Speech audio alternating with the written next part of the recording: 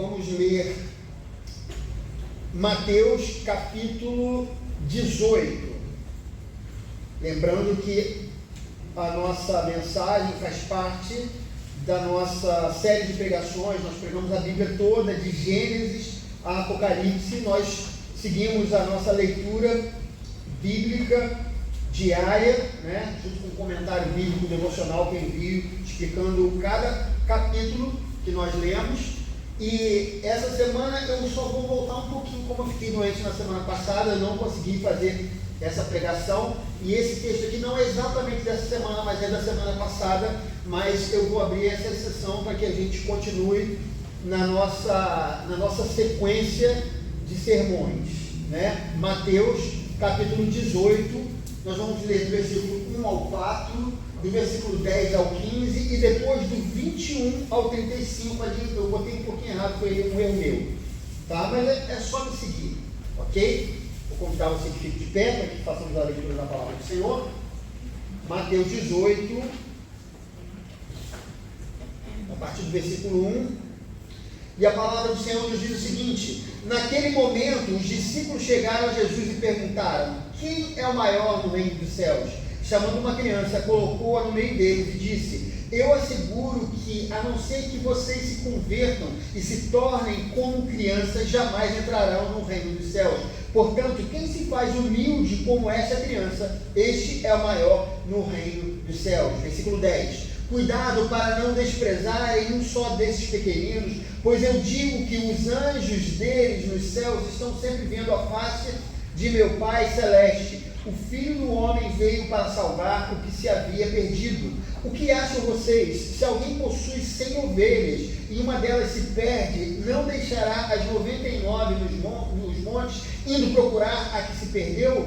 E se conseguir encontrá-la, garanto que ele ficará mais contente com aquela ovelha do que com as 99 que não se perderam. Da mesma forma, o Pai de vocês, que está nos céus, não quer que nenhum desses pequeninos se perca. Se o seu irmão pecar contra você, vá a sós com ele e mostre-lhe o erro. Se ele ouvir, você ganhou seu irmão. Versículo 21. Então Pedro aproximou-se de Jesus e perguntou: Senhor, quantas vezes deverei perdoar a meu irmão quando ele pecar contra mim?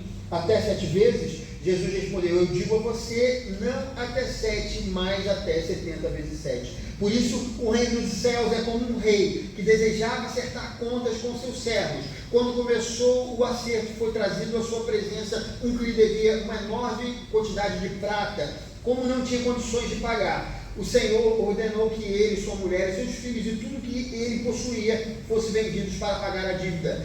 O servo prostrou-se diante dele e implorou: tem paciência comigo e eu te pagarei tudo. O Senhor daquele servo teve compaixão dele, cancelou a dívida e o deixou ir. Mas quando aquele servo saiu, encontrou um de seus conservos que lhe devia 100 denários. Agarrou-o e começou a sufocá-lo, dizendo: paga-me o que lhe deve. Então o seu conservo caiu de joelhos e implorou-lhe: tenha paciência comigo e eu pagarei a você. Mas ele não quis. Antes saiu e mandou lançá-lo na prisão até que pagasse a dívida. Quando os outros servos companheiros dele viram o que havia acontecido, ficaram muito tristes e foram contar ao seu senhor tudo o que havia acontecido. Então o Senhor chamou o servo e disse: servo mau, cancelei toda a sua dívida porque você me implorou. Você não devia ter tido misericórdia de seu conservo como eu tive de você? Irado, seu senhor entregou aos torturadores até que pagasse tudo que devia. Assim também fará meu Pai Celestial a vocês, se cada um de vocês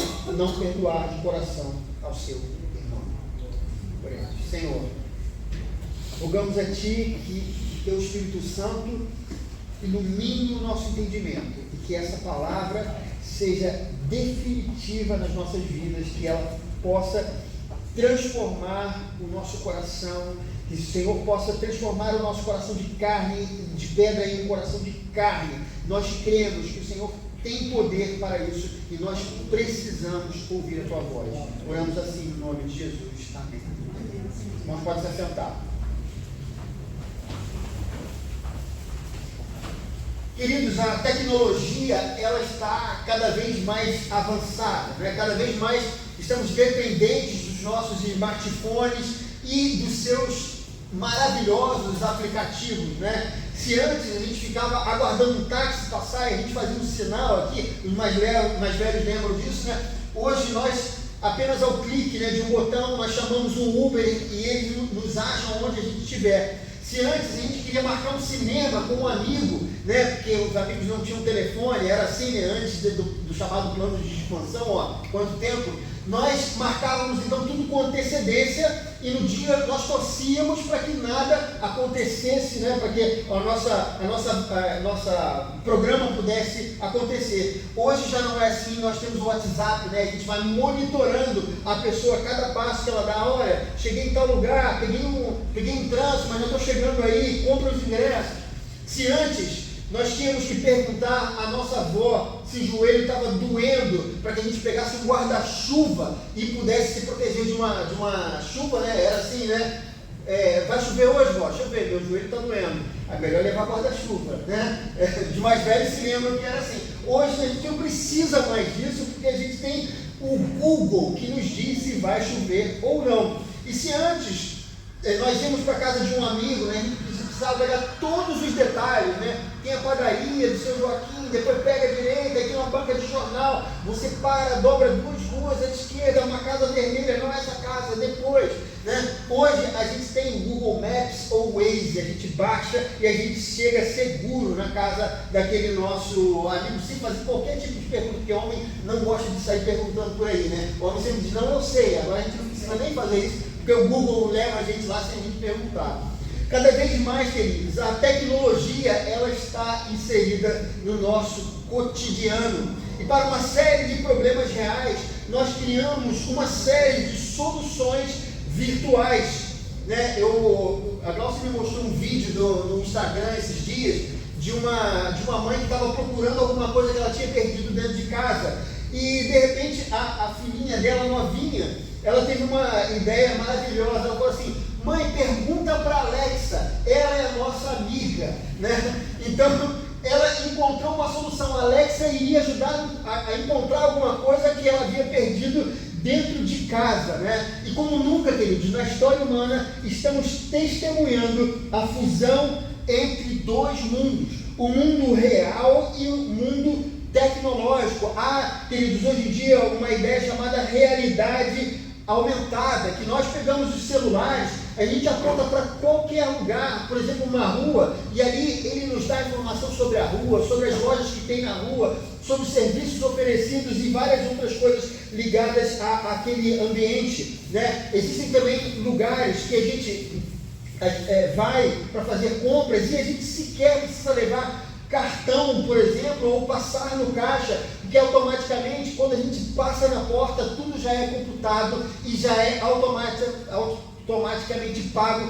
sem que a gente coloque sequer a mão no bolso. Existem também os carros autônomos, né, que eles discernem não só as pistas, o que é algo incrível, mas também eles discernem os obstáculos e aceleram ou freiam conforme os obstáculos aparecem diante deles. Hoje, queridos, nós vamos falar sobre algo muito parecido com o que nós vemos na tecnologia e o mundo real. São também 2 mundos que se conectam, o temporal e o eterno, ou o espiritual e o terreno. 2 reinos que, apesar da interação, eles não se misturam ou se confundem. O reino de Deus, aquele pregado por Jesus, e o reino dos homens, essa realidade na qual todos nós estamos inseridos. Esse reino tem início quando o homem foi expulso da presença de Deus no Éden.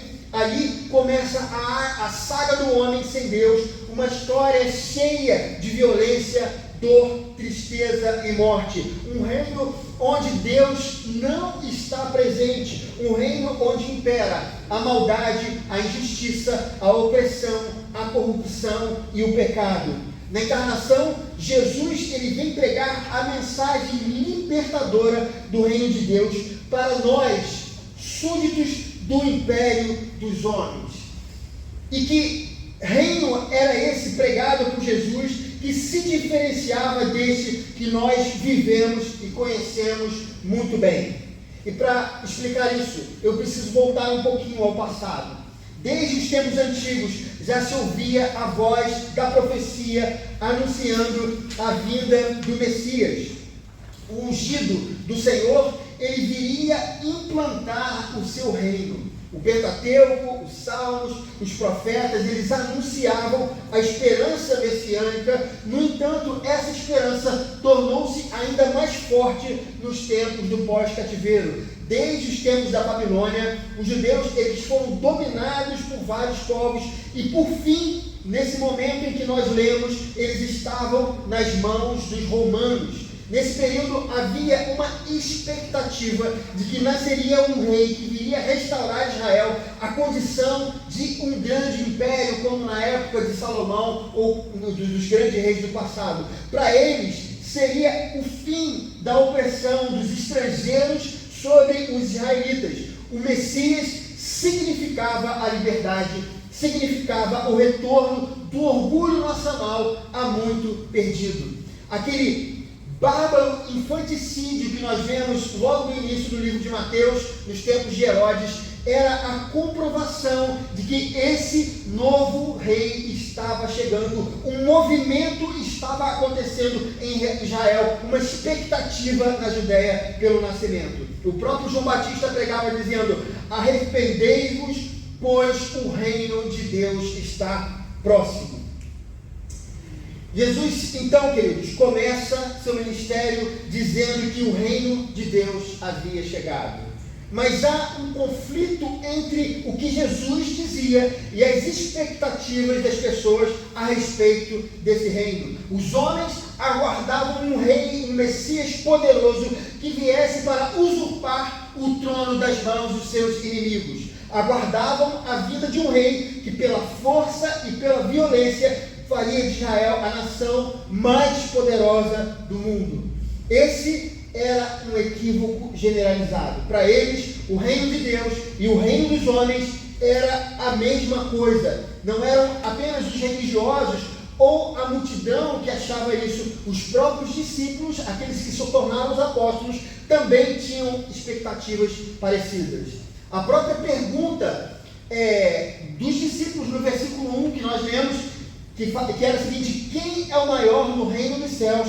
Essa pergunta já deixava clara a falta de conhecimento, de entendimento a respeito do que era o reino de Deus. E o que é interessante, queridos, que em Mateus 11, conforme nós fizemos a leitura na outra semana, o próprio João Batista, que pregava a vinda do reino, ele também demonstrou um certo desconhecimento sobre isso. Quando ele estava preso, ele mandou perguntar aos discípulos de Jesus, se o seguinte: és tu aquele que haveria de vir, ou devemos esperar outro? Ele perguntou isso para Jesus. Em outras palavras, o que ele estava dizendo assim: eu estou apodrecendo nessa prisão, e você, Jesus, por que não toma logo o poder e vem me libertar da opressão desses homens, dos homens maus? O Evangelho de Mateus é aquele que mostra Jesus como o rei, o Messias ou ungido, aquele que é o cumprimento das profecias. Seus milagres, seu ensino são o aval dessa verdade. Não apenas isso, Jesus, através de suas palavras, ele explica o que era o reino de Deus. E nos seus ensinos, Jesus mostra uma completa inversão de valores. No reino dele, bem-aventurados são os pobres de espírito, são os humildes, os que choram, os pacificadores, os que têm fome e sede de justiça. Nos seus milagres, Jesus cura os leprosos, os coxos, os cegos, ressuscita mortos, acalma tempestades, multiplica os pães. Todos os desfavorecidos no reino dos homens são os favorecidos no reino de Deus. No entanto, muitos ainda tinham dúvidas. Muitos não queriam crer. E os religiosos não aceitavam a pregação de Jesus, porque a mensagem desse reino era uma afronta para eles, uma afronta ao pensamento que eles tinham. Segundo a mensagem de Jesus, no seu reino, todos eram iguais diante de Deus. No entanto, Os fariseus se achavam superiores aos estrangeiros, aos pecadores, aos publicanos, às prostitutas, aos pobres, aos doentes. Eles se sentiam como uma casta privilegiada. Na lógica do reino dos céus, eles veem que seus atos de justiça, suas obras da lei, elas não têm qualquer valor. Foi por isso que Jesus disse aos fariseus, em Mateus 21:31, que nós lemos nessa semana: os publicanos e as prostitutas estão entrando antes de vocês no reino de Deus. Eles rejeitavam o reino porque o reino exigia deles algo que eles não queriam dar: a humildade. Eles estavam sendo rejeitados pelo reino porque nesse reino só entram os que reconhecem e confessam sua condição de pecador diante de um Deus santo. Esse era o equívoco de todo Israel. Jesus, então, aproveitando a pergunta dos seus discípulos, começa a ensinar sobre o reino. E quem são os maiores nesse reino? E o texto nos ensina, queridos, que, em primeiro lugar, o maior no reino de Deus é aquele que vai atrás das ovelhas perdidas.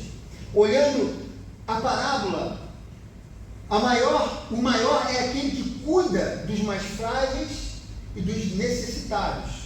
A parábola fala sobre 99 ovelhas que estavam bem, mas uma havia se perdido. E ele deixa tudo para trás, porque para ele aquela única ovelha era muito importante. E ele vai buscar essa ovelha perdida. Enquanto os fariseus desprezavam os que não eram como eles, os pecadores, os perdidos, os pobres, as mulheres, Jesus estava dizendo que todos os que vão a Deus por conta de sua miserável condição são as ovelhas perdidas que ele tanto valoriza. Esses são os pequeninos que enxergam em Deus a sua única esperança. Assim sendo, os maiores no reino são os humildes. São aqueles que fazem o que o próprio Jesus está fazendo: salvar o que se havia perdido. O texto também, queridos, nos ensina em segundo lugar que o maior no reino é o pacificador. Jesus, ele destaca, vou usar aqui uma palavra muito bonita hoje, muito moderna. Jesus destaca a proatividade na busca da paz. Uma palavrazinha bonita, legal, a gente enche a boca para a gente falar. Ele destacava essa proatividade na busca da paz. Veja o versículo 15: se o seu irmão pecar contra você, vá e a sós com ele, mostre-lhe o erro. Ou seja, não cruze os braços se o seu irmão pecar contra você e espere que ele perceba. Ou não diga: o problema é dele, ele é que se vire com Deus. Ou então: a culpa é dele e eu estou na razão. Se quiser, ele que venha pedir desculpas para mim. Jesus, meus queridos, veio trazer a paz entre Deus e os homens. Ele não esperou que o homem percebesse seu erro, que ele rastejasse pedindo perdão, ou então ele não deu de ombros para a nossa situação. Jesus foi, a palavra de novo, proativo. Ele tomou a iniciativa para que fôssemos perdoados. Se hoje temos paz com Deus, isso se deve a Jesus e não aos nossos próprios méritos. Em terceiro lugar, queridos, o maior no reino é aquele que tem coração perdoador. Veja o versículo 21 e 22. Então Pedro aproximou-se de Jesus e perguntou: Senhor, quantas vezes deverei perdoar a meu irmão quando ele pecar contra mim? Até 7 vezes? Jesus respondeu: eu lhe digo, não até 7, mas até 70 vezes 7. Logo depois, Jesus apresenta uma parábola, que é a parábola do servo impiedoso, e seu argumento era incontestável. Jesus dizia que Deus oferecia o perdão dos pecados para Israel em coisas gravíssimas, e assim foi no passado, conforme nós lemos no Antigo Testamento. No entanto, os religiosos eram extremamente legalistas. Eles achavam que não precisavam de perdão, mas apontavam as falhas daqueles que não eram como eles, perfeitos como eles, Eles eram como sepulcros caiados, eles eram muito belos por fora, mas eles eram sujos por dentro. Aparentemente, eram impecáveis no cumprimento da lei, mas por dentro estavam distantes de Deus. Jesus estava dizendo que o maior no reino é aquele que entende que foi perdoado por Deus e por isso deve perdoar expressamente todas as pessoas que o ofenderam. Queridos, eu gostaria de fazer algumas aplicações desse texto que nós estamos trabalhando nessa manhã. Nós não somos como os judeus dos tempos de Jesus. Nossa expectativa não está na vinda de um rei terreno e poderoso que conquistará e dominará o mundo por meio de sua força. Nós aguardamos a vinda de Jesus e é a partir daí que ele implantará definitivamente o seu reino.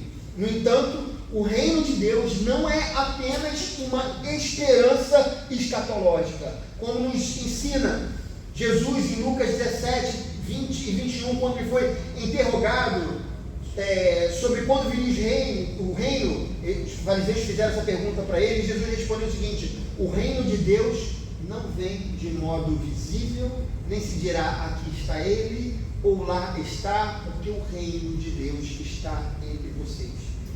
O reino de Deus está entre nós, não de maneira plena, mas de modo incipiente. Todas as vezes que imitamos Jesus, todas as vezes que nos submetemos à vontade de Deus e todas as vezes que replicamos os atos de Jesus para com o próximo, nós antecipamos o reino de Deus e o implantamos aqui na terra. Venha a nós o teu reino, é o que diz a oração do Pai Nosso, seja feita a sua vontade. E fazer a vontade de Deus é a maneira como implantamos o reino de Deus entre nós. Então, queridos, de modo prático, o que é o reino de Deus? O reino de Deus hoje, ele se faz representar pela igreja de Cristo. A igreja não é o reino, mas a igreja manifesta uma parte do reino. Segundo um teólogo, o holandês, que eu não vou me atrever a ler o nome dele aqui, mas ele diz algo importante para nós, que é o seguinte: a igreja é a assembleia daqueles que aceitaram o evangelho do reino mediante a fé, que participam da salvação do reino, salvação essa que inclui o perdão dos pecados, a adoção por parte de Deus, a presença do Espírito Santo no íntimo, a posse da vida eterna.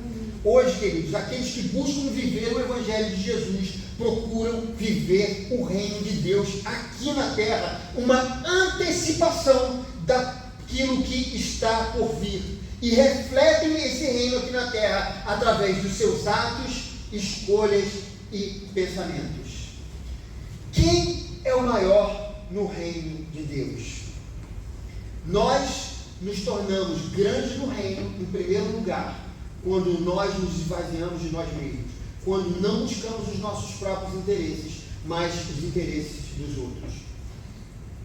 A parábola da ovelha perdida nos mostra que os religiosos não tinham compaixão das ovelhas perdidas de Israel. Para eles, o que importavam eram os méritos, mas para Jesus, as ovelhas perdidas eram a sua prioridade. Como ele diz em Marcos 2,17, não são os que têm saúde e precisam de médico, mas sim os doentes. Eu não vim para chamar os justos, mas pecadores ao arrependimento. Somos grandes no reino quando amamos as pessoas que estão ao nosso lado, quando as tratamos com respeito e com amor, quando olhamos para os seus erros com misericórdia, em vez de impacientes acusá-los daquilo que eles estão fazendo de errado, quando fazemos de tudo para conquistá-las com o intuito de apontar Jesus Cristo através de nossas vidas. Em segundo lugar, nós nos tornamos grandes no reino quando fazemos de tudo para viver em paz uns com os outros, quando somos pacificadores.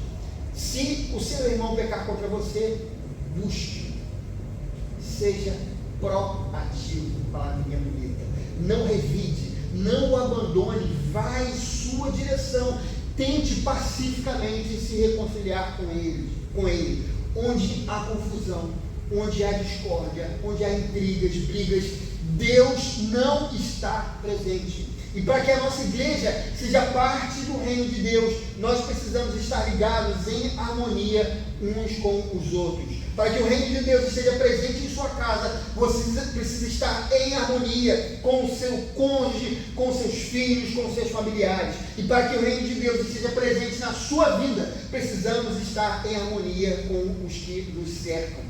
Ter o nome de presbiteriano ou qualquer outra denominação cristã não fará qualquer diferença para você. Os maiores do reino não são os que se impõem, não são os que têm razão, não são os que têm denominação, não são aqueles que estão sempre certos, mas são os que buscam a todo custo viver em paz com todos os homens. Em terceiro lugar, nós nos tornamos grandes no reino quando temos um coração perdoador.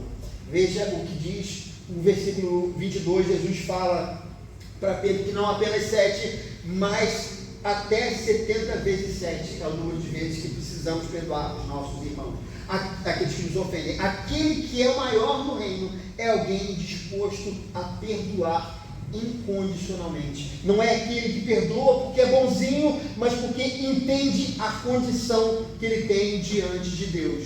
Quando entendemos o que Cristo fez por nós, então compreendemos que no seu reino não há lugar para pessoas com o coração endurecido. Todas as vezes que não conseguimos perdoar é porque não conseguimos entender o perdão da perspectiva divina.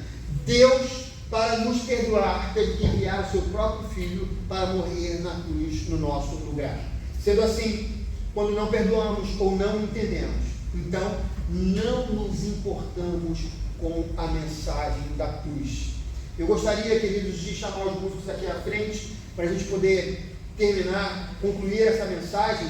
Eu queria concluir dizendo que o maior no reino é aquele que se assemelha a uma criança. Versículo 3 diz: eu lhes asseguro que, a não ser que vocês se convertam e se tornem como crianças, jamais entrarão no reino dos céus. Essa é a suma da mensagem de Jesus para os seus discípulos. Eu me lembro uma vez, queridos, que o João ainda era bem pequenininho e a gente tinha uma técnica, né, de disciplina que a gente utilizava, que para cada ano de idade, 1 minuto sentado na cadeirinha, né? Então eu lembro que ele tinha 3 anos e aí ele fez alguma pirraça e o objetivo era colocar ele sentado durante 3 minutos. Mas o João levou 1h30 para se sujeitar àquela disciplina. E eu, durante 1h30, pela graça de Deus, tive muita paciência. Glaucia tem testemunha, e repetir. Durante 1h30, ele não queria se submeter, até que ele ficou cansado. E até que ele se sentou durante os 3 minutos. E depois dos 3 minutos, depois dele chorar muito, eu fui até ele foi e me deu um abraço forte. E eu senti um carinho grande ali naquele momento, porque ele sabia que de alguma maneira o seu pai o estava disciplinando com amor. Assim são as crianças, queridos. Elas aceitam a disciplina quando é dada com amor. Elas veem o pai com autoridade. Ela confia a sua vida a ele e ela é humilde. O maior no reino precisa ser como criança. É aquele que tem um coração tratável, que vê Deus como um pai, que aceita a disciplina da parte dele, que vê a sua vontade como boa, perfeita e agradável. Confia a sua vida a ele e é humilde. Onde é que você precisa melhorar? Em que área da sua vida você acha que está distante do ideal de Deus? Em que área você tem sido como os fariseus? Em que área você tem se deixado viver como vivem as pessoas que estão fora do reino dos céus? Eu vou convidar você a cantar essa música com a gente, com os seus olhos fechados. Cante essa canção e deixe o Espírito Santo falar no seu coração. Nós precisamos ser como criança. Nós precisamos ser